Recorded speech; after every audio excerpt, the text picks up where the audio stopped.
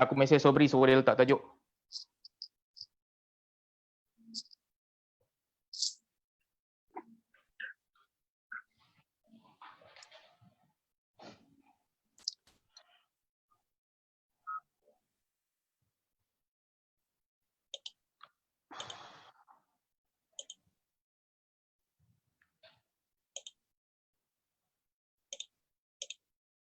Okay, ni dah live. Dah ada view cantik. Okay, Bu start.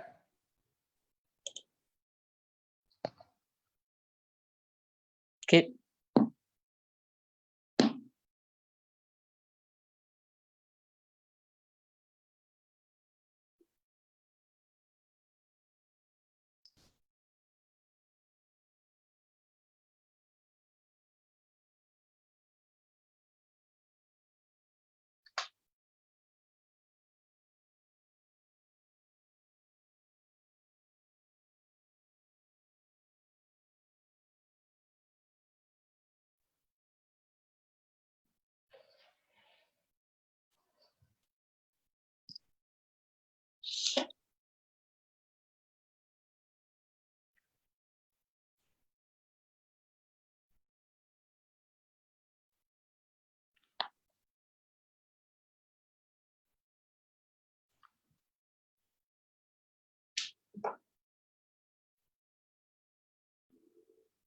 Boleh dengar ke? Boleh. Jelas, Dekat jelas. live dengar? Bukan dekat live dengar? Sekejap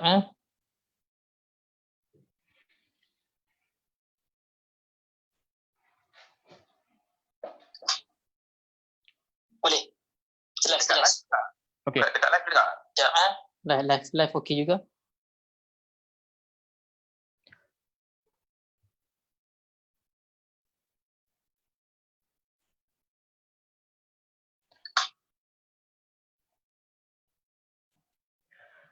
Okay, sure. Boleh start insyaAllah. Alright. Okay, Assalamualaikum warahmatullahi wabarakatuh. Innal hamdalillah nahmaduhu wa nasta'inuhu wa nastahdihi wa nastaghfiruhu wa natubu ilaih. Wa na'udzu billahi min syururi anfusina wa sayyiati a'malina may yahdihillahu fala mudilla lahu wa may yudlil fala hadiya lahu. Wa asyhadu an la ilaha illallah wahdahu la syarika lahu wa asyhadu anna Muhammadan abduhu wa rasuluhu amma ba'd. Alhamdulillah, dengan izin dan limpah kurnia Allah Subhanahu Wa Taala, kita diberikan kesempatan untuk bersama-sama dalam satu majlis yang jarang-jarang kita adakan, iaitu satu majlis perbincangan kritis. Jadi untuk sahabat-sahabat yang mengikuti sesi perbincangan kritis kita pada hari ini kita bersama dengan Al-Fadhil Ustaz Abu Hafiz Salahuddin, Exco Armada Bersatu, sahabat saya yang juga merupakan seorang pendebat.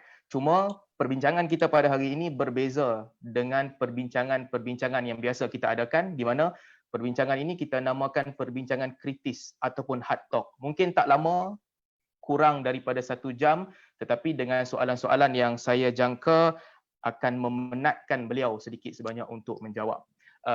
Jadi terima kasih. Pertama sekali, terima kasih kepada Al-Fadhil Ustaz Abu Hafiz sebab sudi bersama dengan kita pada hari ini. Jadi Al-Fadhil Ustaz, sebelum kita mula, saya ada 2 syarat.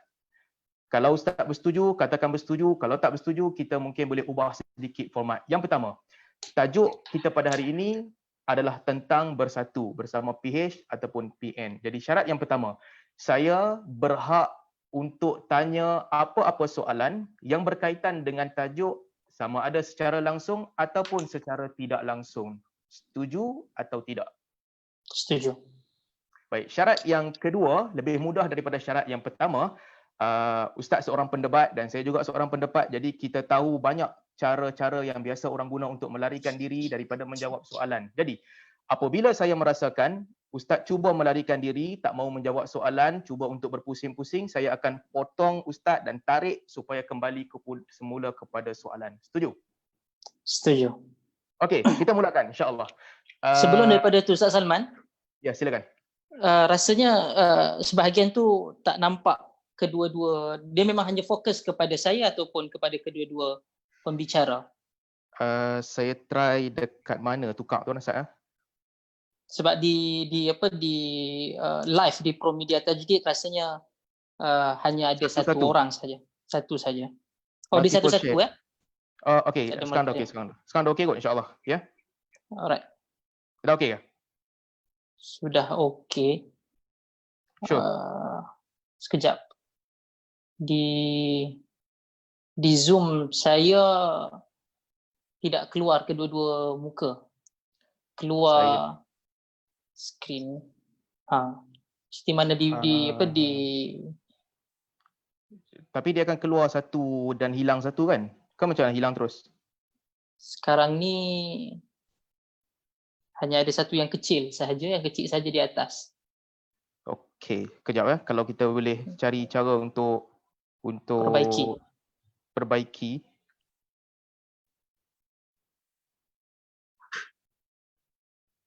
Share multiple advanced sharing option.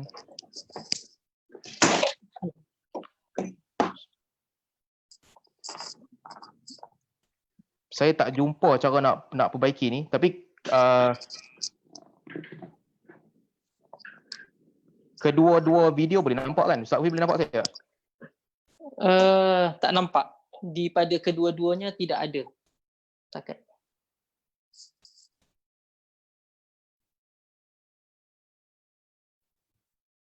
Okey, sekejap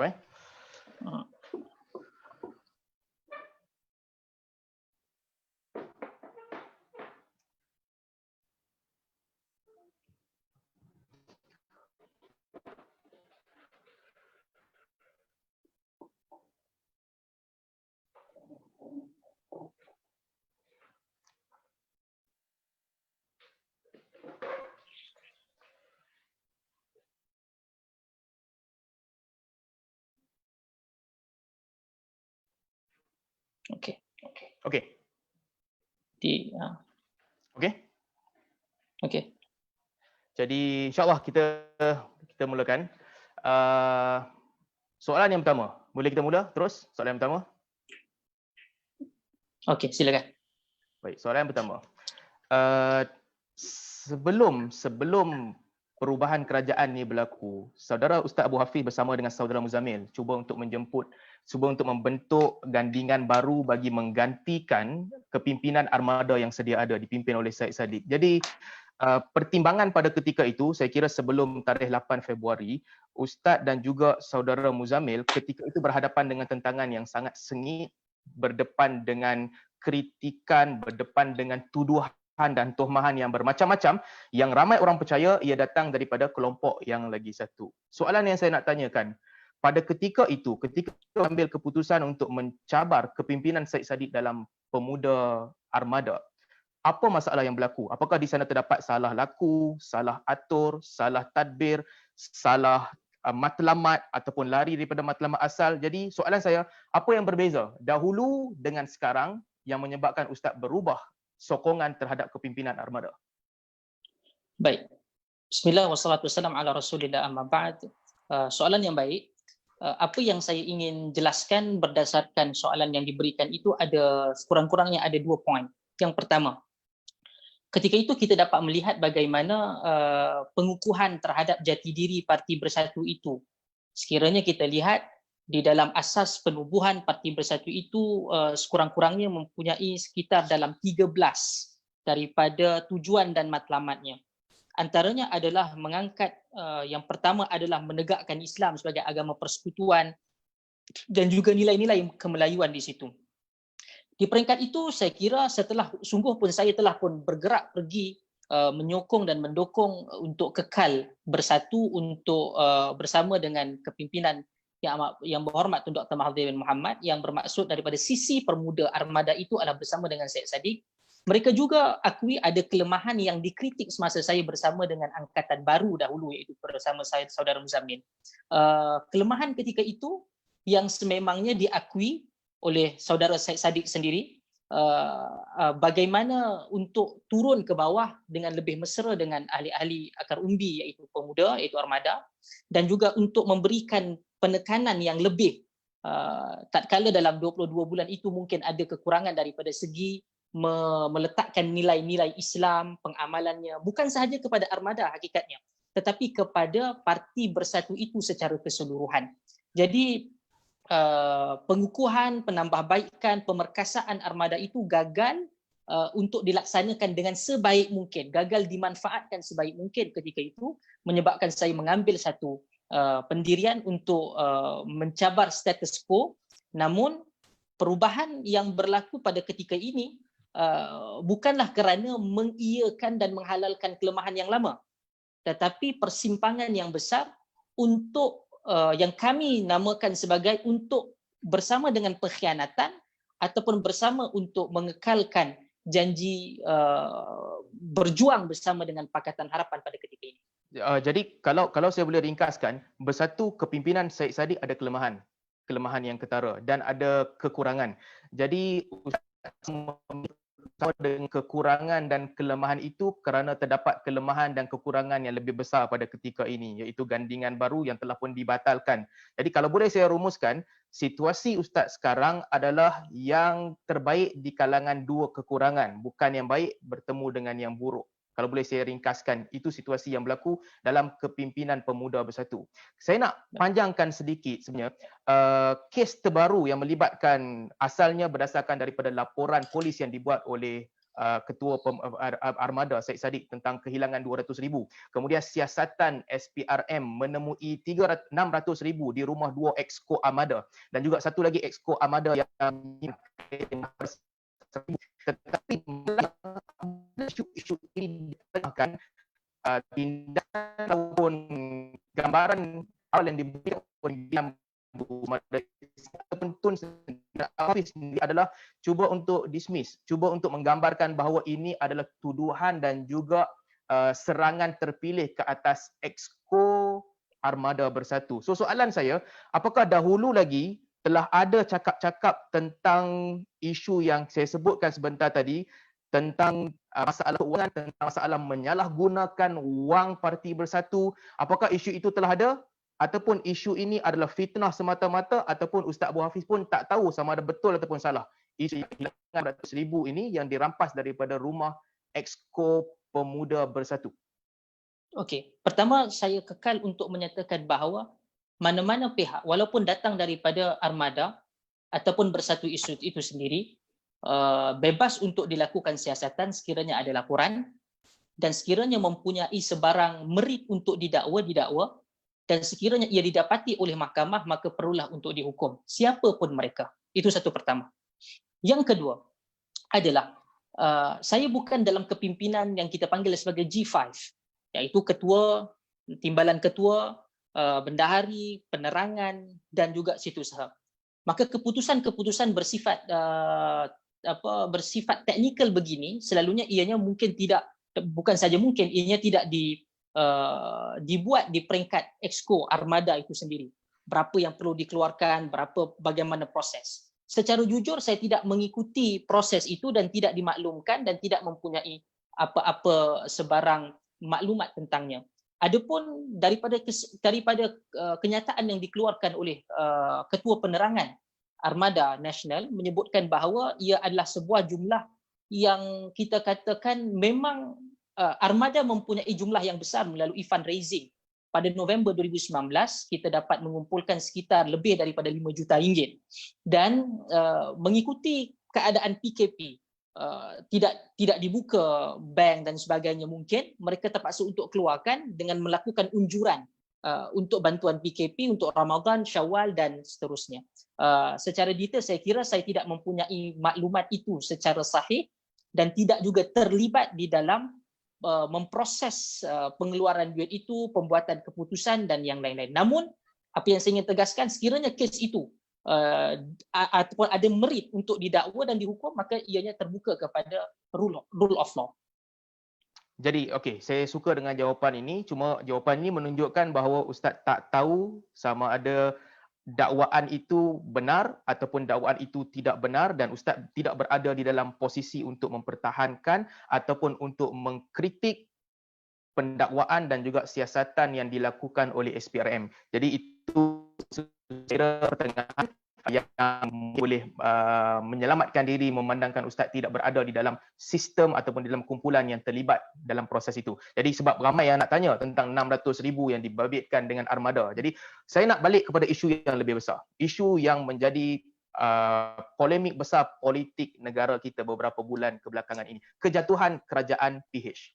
Baik, setelah 6 orang ahli parlimen PKR meninggalkan PKR dan juga majoriti ahli parlimen Bersatu meninggalkan Pakatan Harapan. Sebelum soalan saya nak melemparkan satu tanggapan dahulu. Apakah Ustaz bersetuju dengan saya kalau saya katakan bahawa kejatuhan PN bukan sebab tebuk atap, bukan sebab curi kerajaan, tetapi disebabkan komunikasi yang sangat lemah di antara kepimpinan Pakatan Harapan. 25 Februari Pakatan Harapan kata kami nak Tun menjadi Perdana Menteri. Tapi malam 25 Februari Tun tak datang meeting, mereka tukar katakan kami nak Datuk Seri Anwar Ibrahim menjadi Perdana Menteri. Setelah semua orang pergi ke istana berjumpa dengan Yang di-Pertuan Agong, tanggal 29 Februari pula tukar pula. Kami keseluruhan PH memilih untuk di Perdana Menteri. Ini isu yang sangat mudah, sangat ringkas. Kalau selesai daripada awal, kami nak Tun ataupun kami nak Anwar, selesai masalah. Jadi setuju ataupun tidak, kalau saya katakan kepada Ustaz, sebab utama kejatuhan kerajaan PH adalah komunikasi sama kepimpinan tertinggi yang sangat lemah. Dengan salahkan orang lain, itu sebab utama. Kalau bermula daripada 23 dan ke atas, saya boleh katakan itu antara salah satu dari itu adalah sebab utama komunikasi yang gagal di antara parti-parti dalam Pakatan Harapan. Saya boleh setuju perkara itu. Okey, itu bagus. Cuma saya melihat bahawa ini satu perkara yang perlu dibetulkan. Kenapa perlu mengulang-ulang cakap bahawa ini kesalahan tebuk atap, ini kesalahan UMNO dan PAS. Saya rasa UMNO dan PAS tidak terlibat secara langsung. Kalau ada pun secara tidak langsung. Tetapi sebenarnya yang perlu dipersalahkan di sini adalah PH sendiri. PH ada kunci untuk memenangi kepimpinan pada ketika itu. Terutamanya sebelum pergi berjumpa dengan Yang di-Pertuan Agong pada ketika itu, sebelum menghadap Yang di-Pertuan Agong di istana, UMNO dan PAS telah menarik balik sokongan kepada Tun. Kalau PH besarkan mereka mempunyai, tapi mereka sendiri sangat. Saya ingin menyimpulkan soal yang sama itu boleh setuju dengan saya katakan selepas tarikh 24 Februari sehingga ke saat ini kejatuhan PH adalah disebabkan kegagalan komunikasi PH. Itulah utama yang perlu. Saya kira salah satu daripadanya adalah kegagalan komunikasi benar. Tetapi untuk menyatakan tidak ada langsung faktor tebuk atap, pengkhianatan, perbincangan dalaman sejak berbulan-bulan sebelum daripada itu juga tidak tepat. Ia adalah satu rangkuman beberapa langkah selain daripada memanfaatkan kelemahan komunikasi itu. Saya menyatakan bahawa wujudnya perencanaan lebih awal daripada itu berbulan-bulan sehingga kepada setahun sebelum daripada itu. Okey, jawapan yang sangat baik. Saya nak pergi kepada isu seterusnya yang berdekatan. Nanti kita akan balik semula kepada isu pengkhianatan yang Ustaz Abu Hafiz katakan pengkhianatan. Soalan saya yang seterusnya. Apa pandangan Ustaz kalau saya katakan sebenarnya Tun Dr. Mahathir Mohamad telah mengkhianati PH dan beliau sendiri merupakan watak utama menjatuhnya kerajaan PH. Sebelum saya pergi kepada fakta tambahan. Saya kira tidak berapa tepat disebabkan melihat kepada perjalanan daripada meeting 20 Jumaat itu 21, 22 Sabtu, 23 hari Ahad, ia adalah satu rangkaian cerita yang tidak boleh terpisahkan. Ia bukan semudah untuk memisahkan hanya melihat kepada peletakan jawatan ketika itu. Kalau kita lihat sebagai seorang yang demokrat, okey, kita kena ingat bahawa beliau bukanlah seorang malaikat, bukan juga Tuhan. Beliau akan buat kesilapan. Dalam langkah ini untuk menyatakan beliau 100% betul pun tidak tepat, 100% salah pun tidak tepat.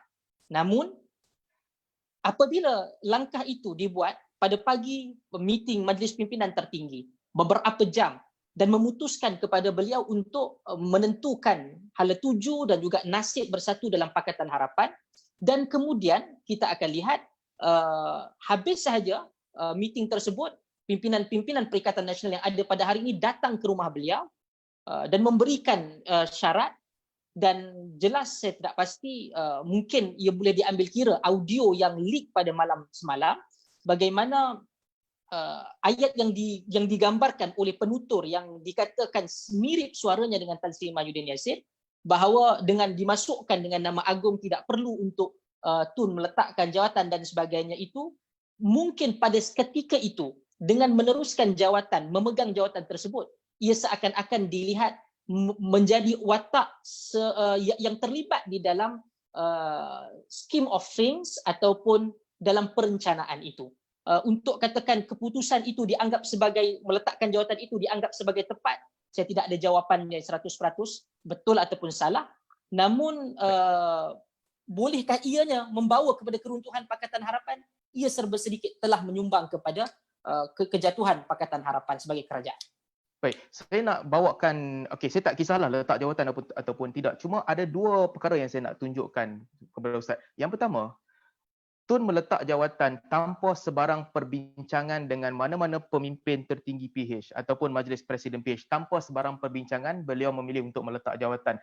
Dan yang kedua, sehari selepas itu, pada tanggal 24 Februari, apa yang berlaku adalah Datuk Seri Anwar Ibrahim, Datuk Seri Wan Aziza, Mat Sabu dan juga Lim Kek Siang, mereka menjadi seperti budak-budak.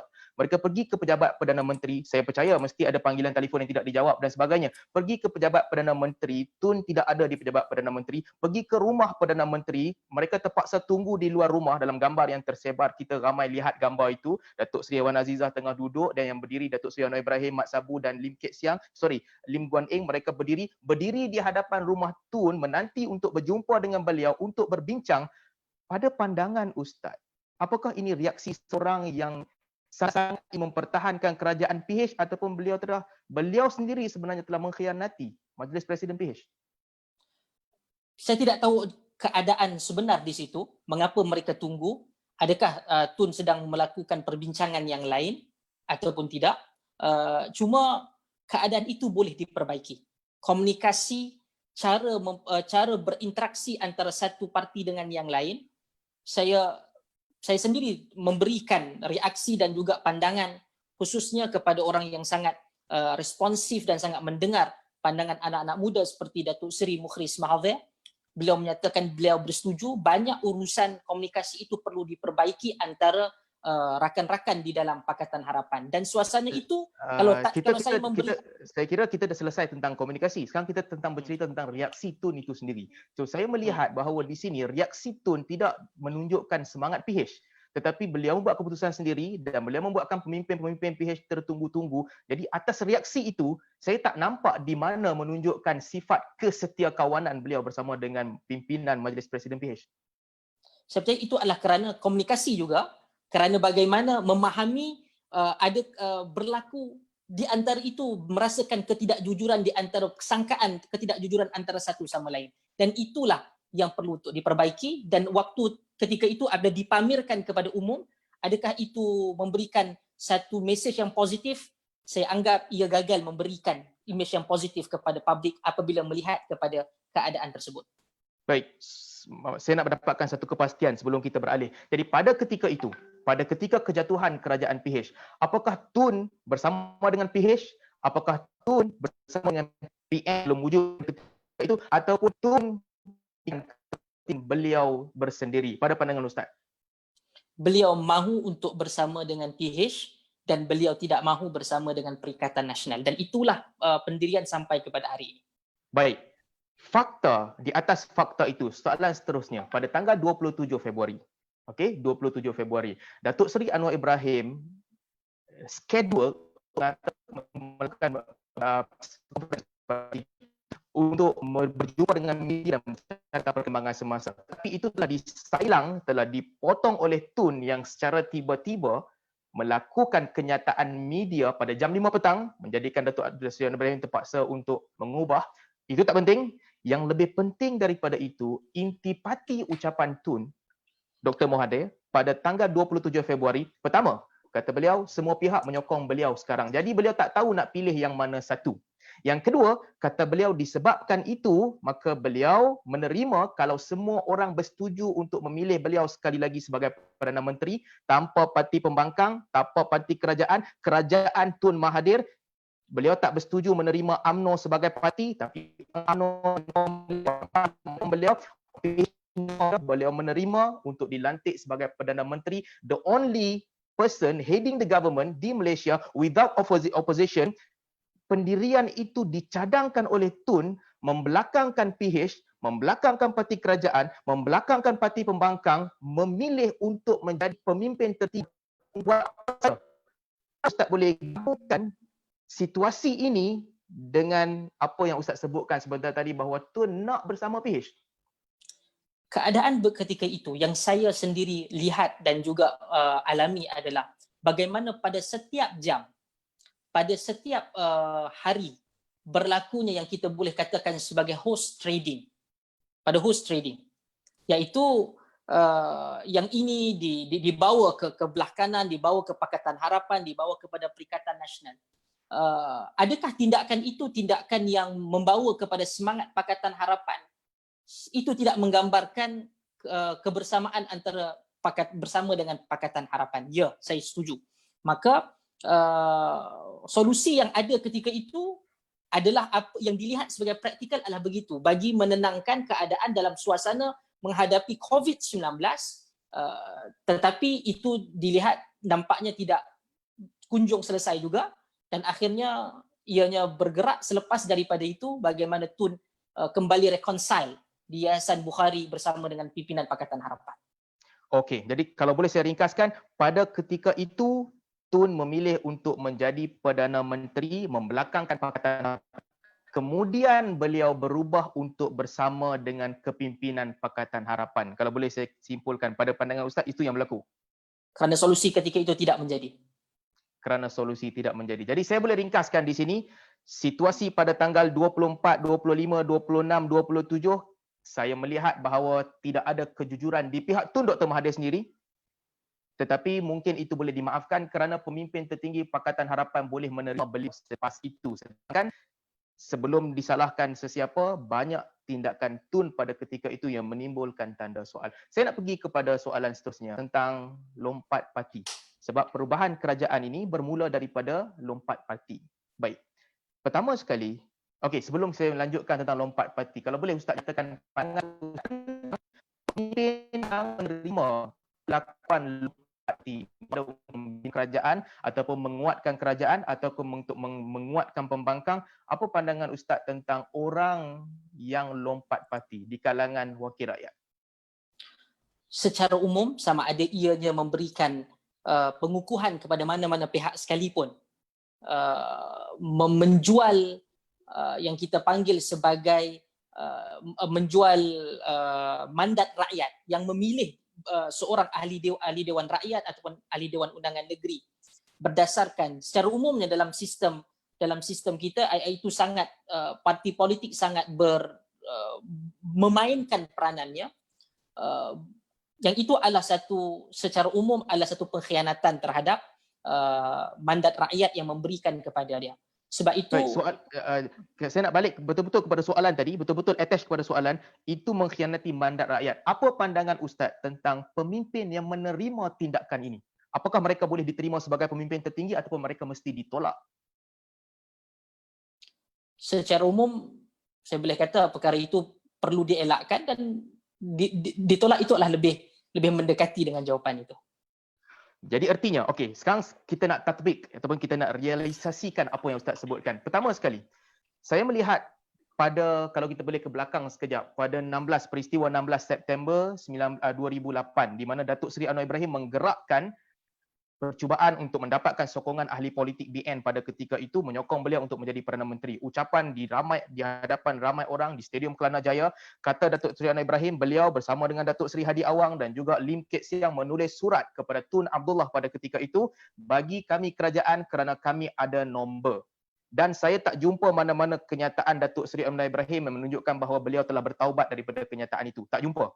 Walaupun Karpal Singh sekitar Februari 2009 selepas kejatuhan kerajaan Perak meminta beliau Lim Kek Sing dan untuk orang berubat atas isu ini. Itu tentang Datuk Seri Anwar Ibrahim. Tidak menarik balik pendirian beliau bahawa lompat parti untuk membina kerajaan okey dan diterima. Seterusnya, pada 8 Disember 2018 Tun Muhammad apa ditanya bila tu nak datangkan undang-undang, bentangkan undang-undang untuk menghalang orang lompat parti. Pada ketika itu jawapan Tun Dr. Mahathir Mohamad adalah kita berpegang dengan demokrasi. Demokrasi membenarkan kata ini melompat, beliau menggunakan perkataan kata. Jadi kita menerima sistem demokrasi itu dan gambaran yang beliau tunjukkan pada ketika itu adalah kami okey.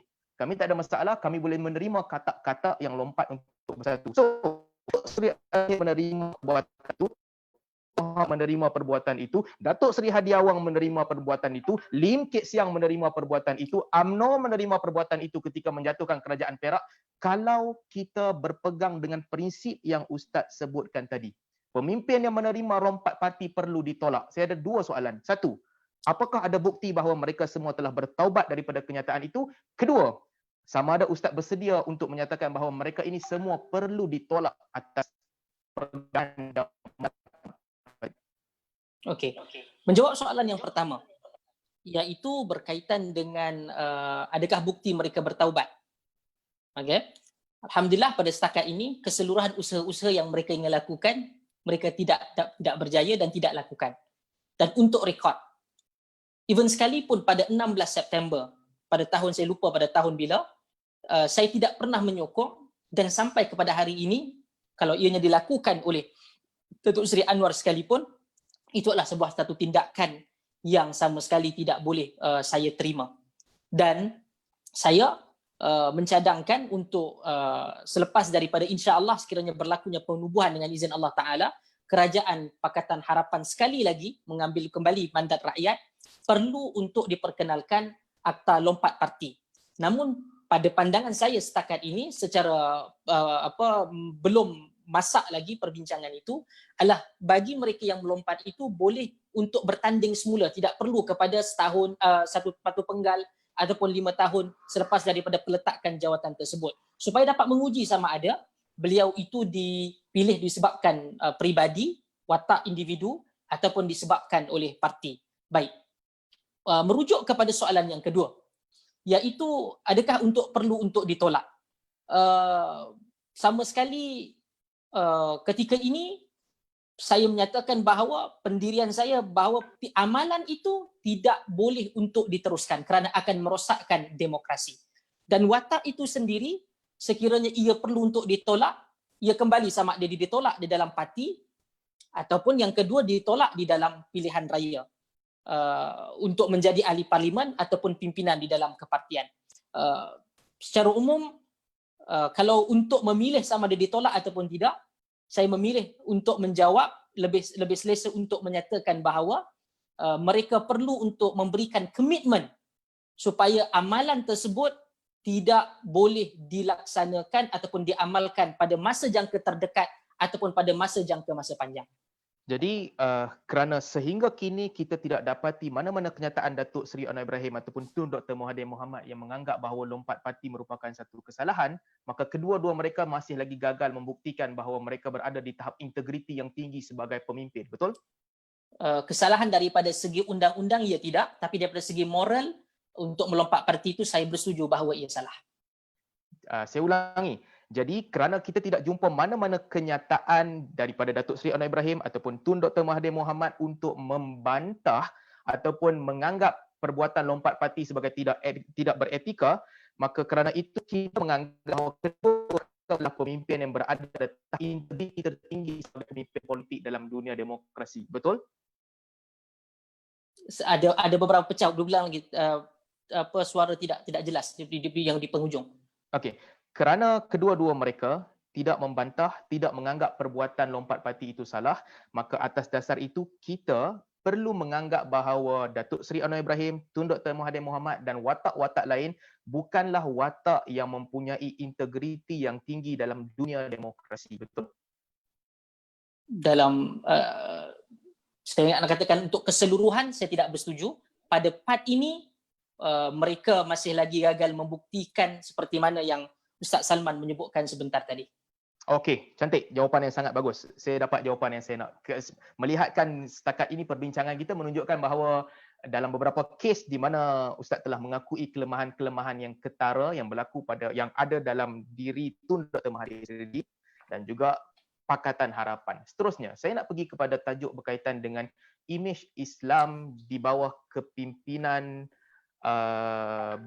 di bawah kepimpinan PH. Jadi sebenarnya banyak perkara yang berlaku ketika kepimpinan PH. Antaranya dalam kes serangan ke atas Dr. Zakir Naik ketika itu, dalam kes tulisan Jawi yang sehingga akhirnya Dr. Mazli Malik diberhentikan, dalam kes berkaitan dengan sekolah Cina, dalam kes berkaitan dengan adib, dalam kes berkaitan dengan undang-undang, banyak perkara yang menyebabkan orang Islam berasa rungsing dan banyak kenyataan-kenyataan yang dikeluarkan oleh menteri, dikeluarkan oleh Kulasegaran orang Melayu pendatang, dikeluarkan oleh Waita Murti, dikeluarkan oleh Ramasamy yang menunjukkan bahawa mereka membawa satu serangan ataupun menimbulkan rasa tidak puas hati, tidak tenteram kepada orang Melayu ataupun orang Islam. Soalan saya, kebencian orang Melayu ataupun orang Islam kepada PH, apakah dia persepsi ataupun ia benar-benar berlaku? Ada fakta di sebalik itu yang benar-benar berlaku?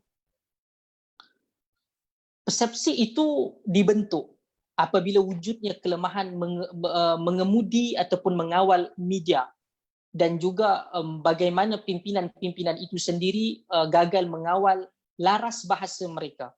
Sehingga setiap daripada mereka cuba untuk menjadi hero kepada penganut agama yang mereka wakili ataupun bangsa yang mereka wakili. Ini adalah satu hikmah yang besar dipelajari oleh seluruh pimpinan dan parti-parti komponen oleh Pakatan Harapan yang wajib diperbaiki. Yang wajib diperbaiki dan watak-watak ini sekiranya Pakatan Harapan itu ingin pergi lebih jauh, tidak boleh untuk berada di situ sekurang-kurangnya bagi mandat yang ada tatkala insya-Allah dalam jangka waktu terdekat kerajaan mandat rakyat itu akan kembali semula ke Putrajaya. Maka soalan lanjutan dari itu. Soalan lanjutan daripada itu, ketika penghujung hayat Pakatan Harapan sebelum dijatuhkan oleh Perikatan Nasional, apakah ada tanda-tanda mereka cuba untuk mengubah situasi ini untuk menjadikan mesra kepada orang Melayu dan orang Islam, ataupun sehingga kerajaan PH jatuh tidak ada langsung percubaan itu? Percubaan itu ada, bukan sahaja pada pandangan, daripada pengalaman saya, pertemuan saya dengan watak-watak yang selalu dikontroversikan dan mereka ingin memberi, cuma ialah waktu dan mungkin gaya faham yang gagal untuk digarap oleh pimpinan-pimpinan, sebahagian pimpinan itu. Dan apabila kita lihat watak yang ada yang sepatutnya bertanggungjawab memperbaiki imej Pakatan Harapan itu di media, hari ini bergerak pergi kepada Perikatan Nasional, dan orang yang perlu untuk bertanggungjawab apabila Ustaz Salman menyebutkan tentang nama saudara Adib, apabila dipersalahkan kepada satu pihak yang tidak ada kaitan secara langsung, tetapi ada pada Kementerian Dalam Negeri yang ingin selalu diangkat kata pembunuhan Adib dan sebagainya, tetapi orang yang sama telah pun masuk dalam Perikatan Nasional. Perubahan itu, saya nak potong sedikit di situ. Pada kes pembunuhan Adib, ia bukan tentang persepsi semata-mata tetapi tentang tindakan. Apakah Ustaz bersetuju? Bayangkan setelah kes itu berlaku, kita ada Menteri Agama Datuk Seri Mujahid, Dr. Mujahid, yang pergi jumpa dengan pemimpin Kuil, berdiri bersama-sama, mengangkat tangan solidariti ke damai, kalau saya tak tahu. Sedangkan rekod berhari-hari kenyataan yang dikeluarkan oleh pemimpin Kuil adalah kenyataan yang palsu, kenyataan yang tidak benar. So sebenarnya dia bukan tentang persepsi semata-mata, tapi tindakan menteri-menteri PH sendiri. Hari-hari awal ada 3 orang menteri, Gobin, Kulasegaran dan saya tak ingat menteri ketiga, buat press statement menyalahkan pihak polis, dan seterusnya Menteri Agama angkat tangan dengan pemimpin Kuil untuk menunjukkan okey, kami berdamai dan tak ada masalah. Itu yang berlaku. Kalau saya katakan adakah itu benar ataupun itu tepat, saya katakan itu tidak tepat. Saya berterus terang di sini, saya katakan itu tidak tepat, itu tidak cermat. Bagaimana persepsi yang dibuat yang mana perlu untuk ditakdimkan, untuk perlu diawalkan bagi mengurus persepsi ketika itu. Tak kala kita tahu isu perundangan terhadap tanah tersebut, yang mana yang sebenarnya tepat dari segi undang-undang, yang mana yang daripada segi politiknya perlu dilakukan, gagal untuk dilunaskan. Yang saya sebutkan tadi bukan persepsi terhadap tindakan menteri-menteri itu tadi. Yang saya ingin katakan tadi bagaimana tindakan susulan perundangan terhadap kes saudara Adib. Yang sehinggalah berlakunya pertukaran kerajaan Perikatan Nasional juga tidak kunjung tiba penyelesaiannya. Jadi saya tidak menjadi apologetik untuk mempertahankan watak-watak yang bermasalah, yang tersilap, yang kurang sensitivity ketika itu. Tapi yang saya tekankan bagaimana ada sebahagian isu yang dimanipulasikan, ada sebahagian yang memang berlaku kesilapan pada kelompok pimpinan-pimpinan yang kurang sensitivity, iaitu daripada pimpinan Pakatan Harapan sendiri. Okey, saya rasa jawapan itu adil. Di sudut perundangan, proses itu adalah proses biasa yang berlaku ketika mana-mana kepimpinan, betul. Tapi di sudut tindakan kepimpinan politik, terutamanya beberapa orang menteri, saya fikir mungkin Ustaz tak nak sebut, tapi saya boleh ulangkan apa yang saya sebut tadi. 3 orang menteri yang buat press statement menyalahkan pihak polis, termasuk Menteri Agama, ini semua adalah tindakan yang tidak cermat pada ketika itu. Saya fikir jawapan ini adalah jawapan yang jujur, yang bagus dan jujur. Seterusnya, saya nak pergi kepada isu seterusnya. Baik, isu ini agak panas. Dibandingkan Tan Sri Muhyiddin Yassin dengan Tun Dr. Mahathir Mohamad ataupun Datuk Seri Anwar Ibrahim, saya nak lemparkan fakta dahulu sebelum saya tanya Ustaz soalan ni. Pertama sekali, Datuk Seri Anwar Ibrahim menganggap segala tuduhan liwat yang dilontarkan kepada beliau merupakan konspirasi peringkat tertinggi yang melibatkan Perdana Menteri. Tun Dr. Mahathir pula berpandangan bahawa ini bukan konspirasi, ini adalah proses perundangan yang biasa sebagaimana dilalui oleh orang-orang lain, dan akhirnya pada zaman Datuk Seri Najib, beliau telah didapati bersalah dan beliau dijatuhkan hukuman sebelum diberi pengampunan oleh Yang di-Pertuan Agong pada ketika itu. Jadi, kita berada dalam situasi sama ada Tun ketua konspirasi paling besar yang telah mempergunakan segala kekuatan negara untuk menjatuhkan Datuk Seri Anwar Ibrahim, ataupun Tun bukan begitu, tetapi Datuk Seri Ibrahim adalah seorang yang menghadapi masalah moral yang sangat besar dan dibuktikan di mahkamah. One out of two, sama ada ini ketua konspirasi ataupun ini berada dalam masalah moral yang paling tinggi. Soalan saya, adakah Ustaz bersetuju bahawa kalau kita rankkan ketiga-tiga orang, Tan Sri Muhyiddin Yassin tidaklah lebih buruk daripada kedua-dua orang pemimpin ini, Tun Dr. Mahathir Mohamad dan juga Datuk Seri Anwar Ibrahim, ataupun mungkin Tan Sri Muhyiddin Yassin lebih baik daripada kedua-duanya. Dan mustahil Tan Sri Muhyiddin Yassin berada pada kedudukan yang lebih buruk daripada kedua-dua mereka. Minta komen Ustaz. Saya tidak mengetahui tentang isu-isu kalau ingin, saya tidak berapa selesa kerana ada beberapa isu-isu yang sama yang bersifat dalaman ataupun yang bersifat yang kita boleh katakan politik selak kain ini yang juga pernah dikaitkan dengan Tan Sri Mahyudin. Okay? Dan bukan sahaja ketika itu, bahkan ada yang mungkin kalau ingin bertanyakan semasa menjadi menteri besar dan lain-lain. Saya tidak berada pada satu posisi untuk memberikan penilaian siapa di antara mereka lebih buruk akhlaknya, lebih buruk moralnya, ataupun lebih buruk prestasi kejahatannya. Itu saja bagi saya. Okey, saya nampak Ustaz tak selesa untuk menjawab soalan ini, tetapi sebenarnya yang saya lontarkan adalah dua perkara. Satu, persepsi, dan yang kedua, yang saya lontarkan adalah salah satu di antara dua fakta ini mesti betul. Kalau Tun bukan ketua konspirasi tertinggi, artinya segala proses perundangan terhadap Datuk Seri Anwar Ibrahim adalah benar.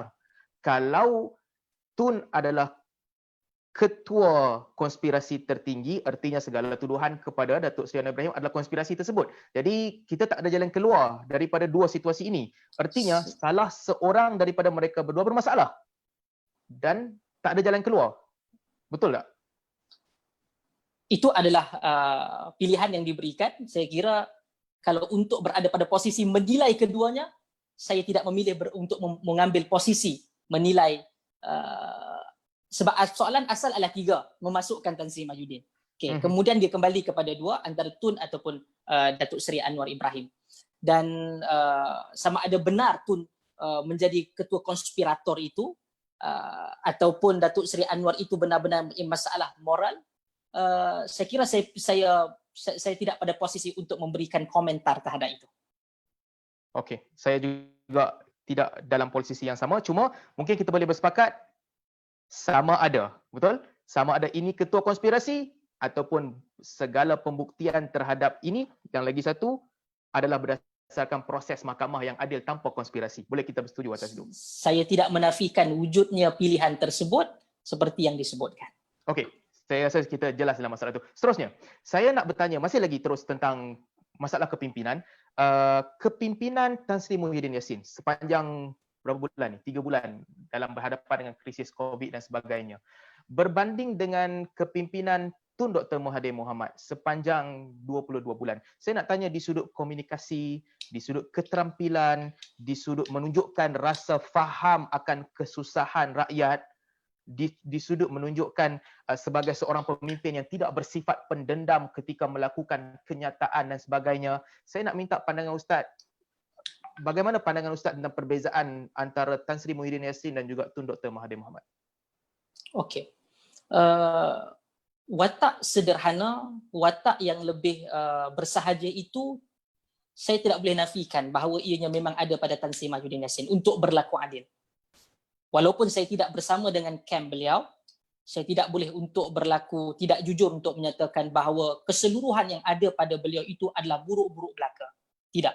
Tetapi yang saya ingin tegaskan bahawa daripada segi nilai komunikasi yang bersahaja dalam keadaan tekanan yang ada ketika itu, boleh diberikan markah yang baik terhadap gaya penyampaian dan komunikasi yang dilakukan oleh Perdana Menteri ke-8 ini. Cuma penolakan terhadap beliau itu tidak hanya pada isu tersebut, tetapi soalan yang tadi menyangkut tentang bagaimana gaya penyampaian, ya, ada satu markah yang baik terhadap gaya penyampaian ketika mana berbicara melalui siaran langsung kepada rakyat di TV. Okey. Jadi kalau kita panjangkan, kalau kita panjangkan daripada soalan itu, bukan secara keseluruhan tetapi komunikasi dengan rakyat, Tan Sri Muhyiddin Yassin lebih baik daripada Tun Mahathir, betul? Markah yang baik boleh diberikan kepada beliau. Baik, daripada itu saya ingin pergi kepada soalan seterusnya. Kalau diadakan pilihan raya umum sekarang, saya percaya ini satu isu yang besar di mana satu ketika dahulu Datuk Rais di mana Ketua Biro Kajian Dasar Bersatu mengeluarkan kenyataan kalau undi kita kalah. Itu dibantah oleh ramai orang, termasuk dibantah oleh Tun sendiri, dan Ustaz Abu Hafiz merupakan timbalan beliau dalam biro tersebut. Jadi soalan saya sekarang, kalau diadakan pilihan raya sekarang dalam keadaan komunikasi Tan Sri Muhyiddin Yassin lebih baik daripada Tun, sebagaimana kita setuju, apakah PH boleh menang? Saya kira untuk menilai beliau bukan sekadar dengan komunikasi yang diberikan oleh Tan Sri Muhyiddin. Untuk kemenangan sesebuah party coalition, kegabungan untuk ketika ini tidaklah boleh secara saintifiknya dinilai daripada gaya penyampaian Tan Sri Muhyiddin Yassin. Bahkan pada keutuhan gabungan parti-parti itu perlu diambil kira dalam Perikatan Nasional. Sebab kita katakan adakah meletakkan watak itu boleh mengalahkan Pakatan Harapan? Saya kira tidak adil hanya untuk dan tidak cermat untuk hanya mengambil sudut komunikasi tanpa melihat kepada struktur yang ada dalam Perikatan Nasional yang berbantah-bantahan yang kita tahu daripada blok Timbalan Presiden UMNO dan yang lain-lain. Tapi bantahan dalam Perikatan Nasional tidak seteruk bantahan di dalam Pakatan Harapan. Pakatan Harapan tak boleh nak pilih Perdana Menteri pun. Siapa calon Perdana Menteri sekarang? Untuk kita boleh katakan ada dua lah, antara Dr. Mahathir ataupun Anwar Ibrahim. Jadi artinya Pakatan Harapan tidak ada calon Perdana Menteri pun? Untuk kalau katakan pilihan raya umum, saya tak setuju. Untuk Perikatan Nasional, cuba tanya pada mereka, siapa calon Perdana Menteri mereka untuk PRU ke-15? Mereka juga tak boleh menjawab dan mereka menyatakan secara jelas perikatan ini akan hanya berakhir pada pilihan raya umum yang sebelum pilihan raya umum ke-15. Bermaksud mereka tidak menamakan satu, tetapi kami telah pun mempunyai dua nama dan sekiranya pada PRU 15 sekiranya habis pada term, berkemungkinan besar Tun Dr. Mahathir juga akan taqa'ud ataupun akan retire daripada politik itu sendiri. Saya nak ulas sedikit. Jadi kami PH artinya menunjukkan kami ini bersedia, kami boleh mengajukan dua nama. Tetapi dua nama itu adalah dua nama yang saling bergaduh, dua nama yang saling mengeluarkan kenyataan yang membantah sesama sendiri, dua nama yang penyokong-penyokong mereka saling bertikaman, dan dua nama yang berebut untuk menjadi Perdana Menteri. Betul? Dan dua nama ini pernah bersama-sama secara atas kertas bekerjasama dan memenangi PRU ke-14 yang lalu. Okey, adil. Untuk PRU ke-15, situasinya sama, siapa pun tak tahu Perdana Menteri, cuma ketika perubahan kerajaan berlaku, Perikatan Nasional lebih firm daripada Pakatan Harapan di mana mereka bersepakat untuk memilih Tan Sri Mahyudin Yassin, dan Pakatan Harapan tak tahu nak pilih siapa, nak pilih Tun ataupun nak pilih Datuk Seri Anwar Ibrahim. Itu betul? pada untuk PRU ke-15. Ketika perubahan kerajaan ini berlaku. Benar. Okey, cantik. Saya suka jawapan tu. Soalan seterusnya tentang isu perundangan. Jadi, ini perkara yang panas ketika ini. 100 hari setelah perubahan kerajaan, bekas Ketua Menteri Sabah Musa Aman dilepaskan 46 kesalahan oleh pejabat peguam negara. 46 pertuduhan oleh pejabat peguam negara. Reza Aziz baru-baru ini dilepaskan daripada pertuduhan.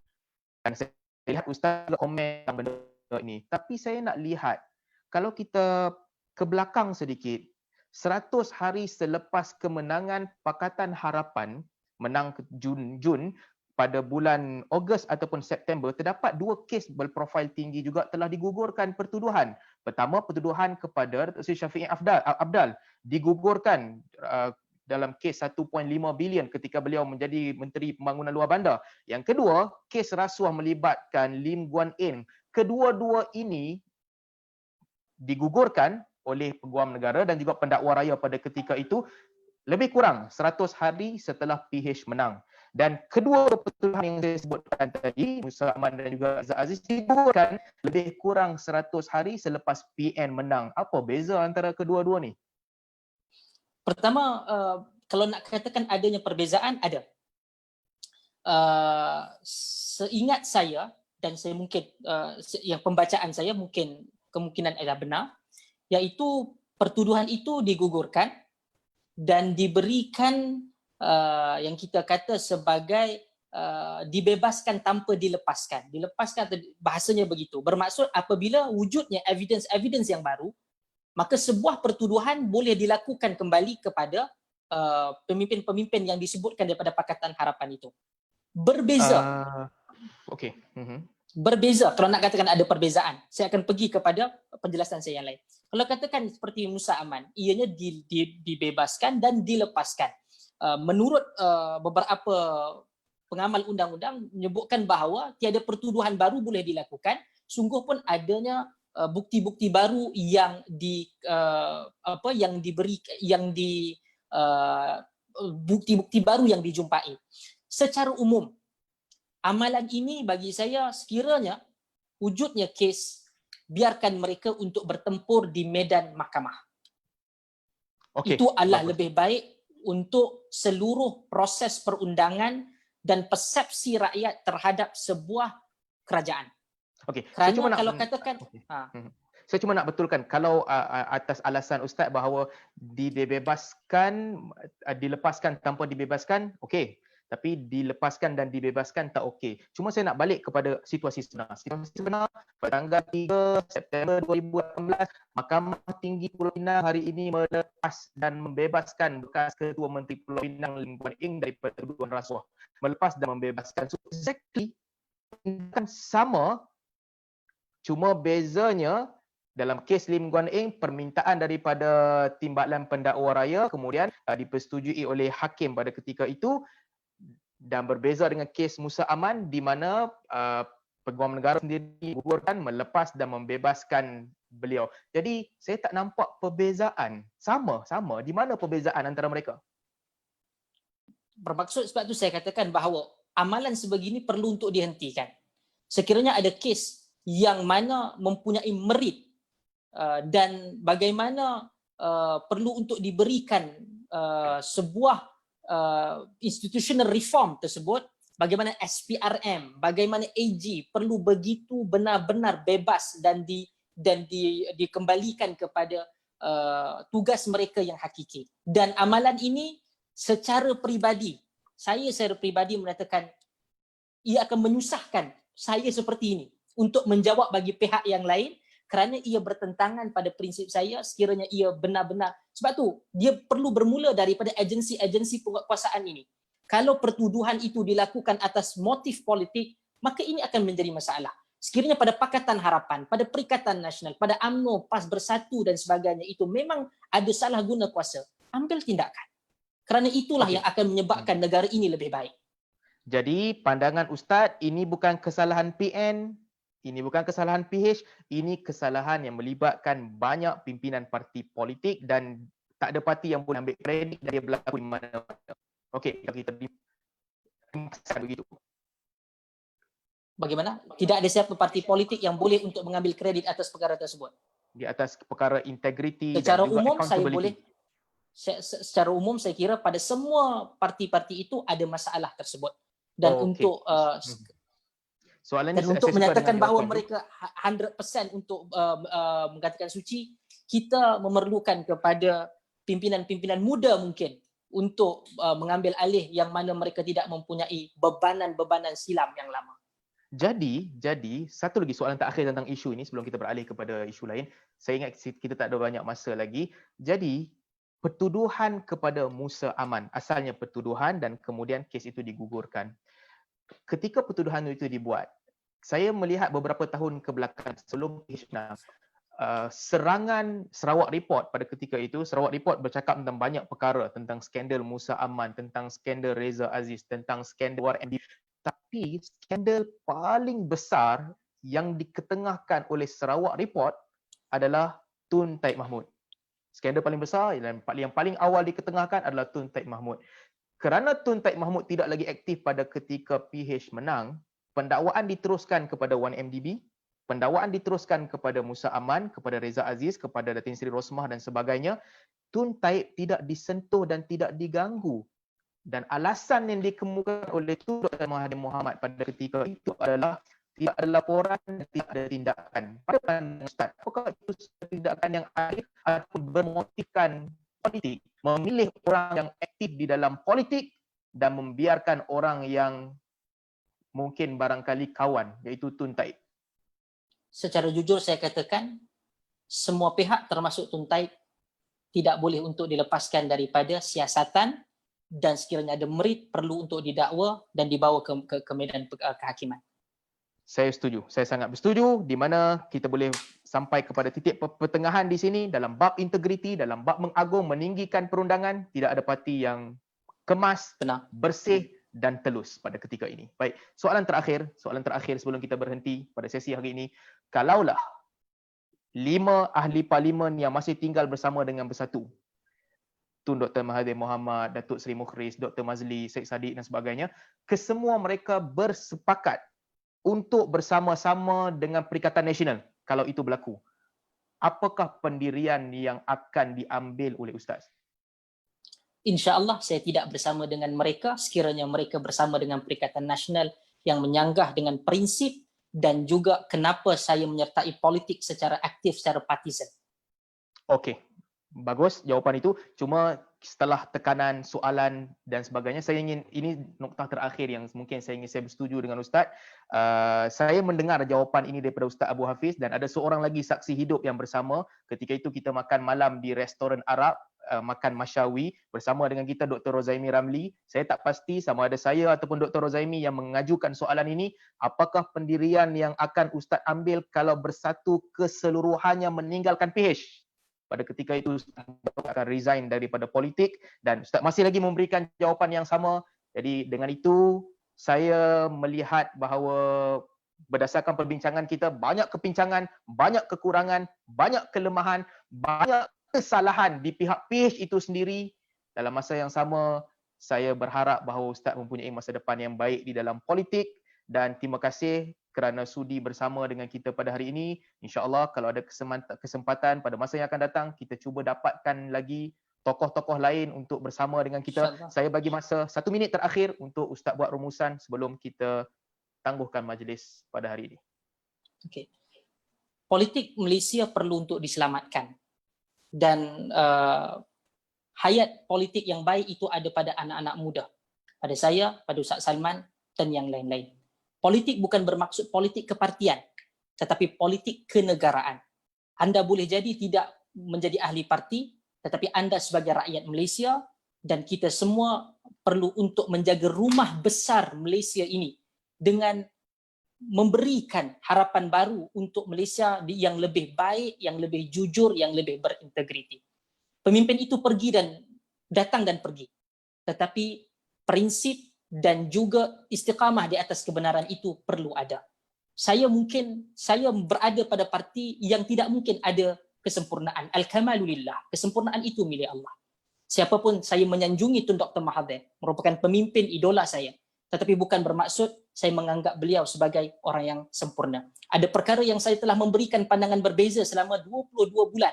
Kerajaan Pakatan Harapan tegak sebagai kerajaan persekutuan. Dan insya-Allah dalam beberapa hari dan minggu ke hadapan sekiranya kerajaan mandat rakyat Pakatan Harapan itu kembali ke Putrajaya.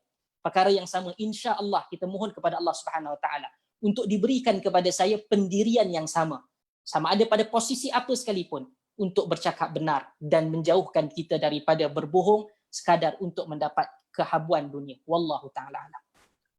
Pandangan peribadi saya mengharapkan yang terbaik untuk kejayaan politik Ustaz, tetapi untuk Pakatan Harapan kembali memerintah, saya tak tahu sama ada itu lebih baik ataupun itu lebih buruk. Kita akan lihat dan kita akan saksikan. Terima kasih kerana sudi bersama dengan saya pada hari ini. Diharap pada masa-masa akan datang kita boleh dapatkan tokoh-tokoh yang mempunyai pandangan politik yang berbeza untuk mengemukakan idea untuk dicabar dan untuk mempertahankan diri mereka. Sekian, wabillahi taufiq wal hidayah. Wassalamualaikum warahmatullahi wabarakatuh. Waalaikumsalam.